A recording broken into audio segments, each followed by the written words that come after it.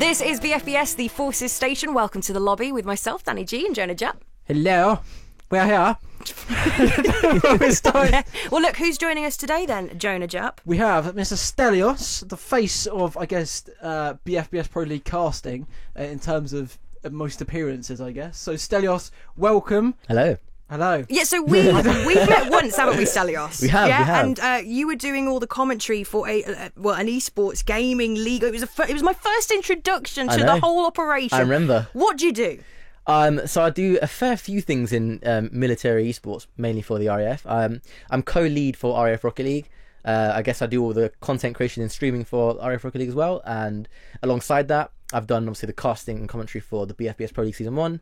And then finally, I'm a mental coach for a professional Rocket League team that recently made a top 8 in Europe. Quite a bit! That's insane. I've heard casting being thrown around. Am I right in thinking that's literally getting people involved in the tournaments? I don't know what this means. So for anybody who doesn't, help us out, guys. You know, I wasn't familiar with it myself when I first started out, but casting is just a term used for commentary. So it comes from shoutcasting, which is what casters normally do. I thought it was literally a case of you'd watch someone play a game and go, yeah, you're all right, come with me. Come with me. I can see the thought process. But... Oh, I see. Like almost like a TV set or like a movie studio. Yeah, like, right? you know when someone goes to get a part in a movie, that's what, like a cast and crew, that's what I heard. I get it, yeah. It comes from the word like shoutcasting, and it just means to commentate passionately on a game that's happening. And you do it very, very well. That's very kind of you. You were right, Jonah, very passionate. Very passionate. But can we also talk about the differences between sports in general? Love my rugby and I'll do a show for it, but I could never do a commentary. Why not?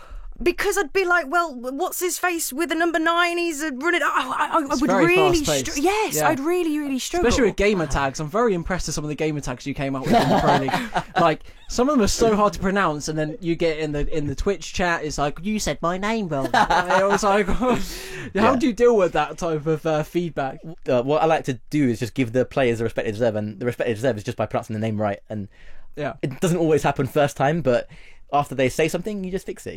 You go away, you work on it if you have to. Because some are ridiculously hard, by the way. But yeah, there was some nightmare ones I've had to deal with, for sure. I'm watching all these cars racing around, and I'm like, how do you really know who's doing what? Because it's so fast-paced. Experience, right? It's just, I've been playing the game myself since it came out, so about 9-10 years ago now.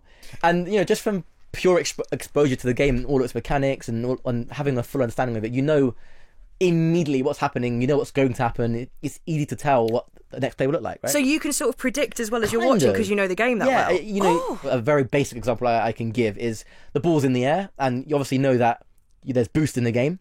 The more boost you have, the more agile you are in the air, the more you can get up to the ball to save it. So if I can see on the screen from my spectator view as a commentator that the opposition player, that's last man, hasn't got any boost in the tank, he can't get up in the air. So if the ball's going in the air towards the net, it's obvious that he's going to struggle to save it. So what do? I raise my voice, I get excited, and usually it goes in.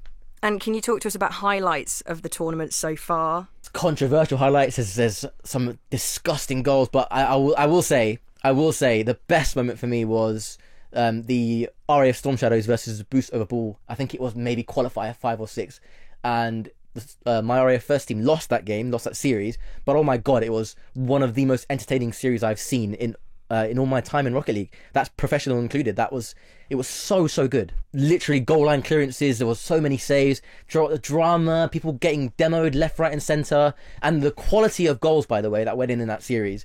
And shout out to all those players that were on that pitch in that series. It was phenomenal. I mean, and I can see Stelios and I think it was Danny at the time. Sat next to it. The viewers can't see what I'm seeing as in their cameras, but their faces, their jaws were on the floor. I was like, I cannot believe what we're seeing. Some of the performances we've seen throughout all the qualifiers have been absolutely incredible. Like, would put some pro teams up against it. Really would. So, I mean, for people who think that this is amateurs playing this game, these guys are, you know, they could make it pro very easily. You feel the same, I think, even just as a spectator watching, even on the screens. Yes, it's better when you can actually see the guys playing as well, because you don't know where to look. But you do feel... Actually, no, I take that back, because the guys playing look so calm. I assure you it's anything but calm. Really? Having been there when myself. When I saw them, I was like, no, they're just chilling. Just wait to the final. Yeah. Just wait to the final when you look at the face cams and you'll be like, yeah, fair enough. When they're sat there on stage, they may look calm, but they're anything but. No, I agree. I'm sorry, I do swallow my words, because actually that final when, yes, I was watching the in-services and it came down to the last goal and A couple of your fellas looked a little bit angry. Well, you saw it for yourself, and that was my first team, the RAF Storm Shadows, almost losing to the RAF second team at the time, and it came down to, I think there was a minute and a half left for the second team to hold on, and they would have been inter-service champions, but luckily the first team clutched up. But you saw what pressure can do to a team, and anyone can win, anyone can lose. And you say you're a mental coach. Talk us a little bit about that role within professional esports. You know, through RAF Rocket League and developing the scene over 3 or 4 years, we have made inroads into the professional game, and we hosted a few professional teams on our stream and commentated over them as they made their runs into the professional Rocket League game. Through those connections and through those friends that we made, one day a couple of players were trying out for this current season that's just finished now of professional Rocket League, and said, "Well, Stel, don't you want to just come in and see what it's like into one of our scrims?" For those who don't know, a scrim is a training match, a training scenario. Thank you. Like a practice. Yeah, exactly. Usually played in 1 hour blocks, and at the professional level, they usually string 2 or 3 together. Now, I said, yeah, of course, I want to go in and listen to how they communicate with each other at the very best, at the very top level of Rocket League. So I took the chance, and unbeknownst to them, I have a degree in sports psychology, and I was just trying to apply to myself, really, some of the things that I'd learnt to how they were performing and monitoring them. And I sort of gave them, as a joke, a bit of a report after the scrim to say, here's where you guys were performing well, here's why. And from there, they realised that that's quite a useful tool to have. So they took me on as a coach for that team. And we then made a couple of main events in the first half of this season. And then that went on to a top 8 qualification for Worlds that's happening in a couple of days' time. So yeah, it's a difficult role to do, because you're not really... I'm not telling players how to play the game, because they know, right? They're professionals, right? They know how to play the game way better than I do. You're telling them how to manage their emotions, how to keep themselves under control, and that's the crux of it. Absolutely. I mean, mental is the biggest thing in a game and can cost a team a win very easily. I mean, I've seen it in my time in Valorant, things like that, where teams will suddenly be, I don't know, for example, there'll be 12-4 up, right?